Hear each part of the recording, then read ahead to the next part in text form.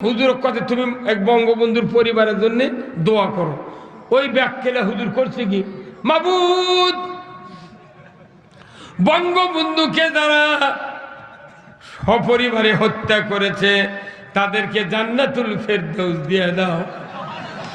কি বদমাইশ রে, আমার মতো লোক থাকলে খুঁচাই পড়তো নই। বদমাইশ রৌমারীর শিক্ষামন্ত্রী প্রতিমন্ত্রী উনি মোনাজাতে বলছেন, আল্লাহ বঙ্গবন্ধুকে জাহান্নামের সর্বোচ্চ স্থানে জায়গা দাও। এগুলো দোয়া দিয়ে তোরা করলু, এগুলো যদি কবুল হয়ে যায় আমাকে কোনো দোষ আছে কত কোনে গা।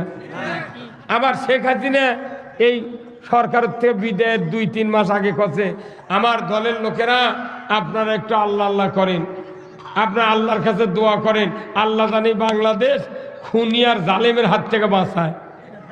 আমি তখনই করছি আমি ওরই দোয়া কবুল হয়ে গেছে কথা কন না। বাংলাদেশের কোনো মানুষের দোষ নাই, তুই দোয়া করছিস ওটাই হবে কথা কন না। তোর তো কেউ তারায়নি, তুই দোয়া করছু, ওই দোয়ার অ্যাকশনে তোরা পলে গেছিস কথা কন না।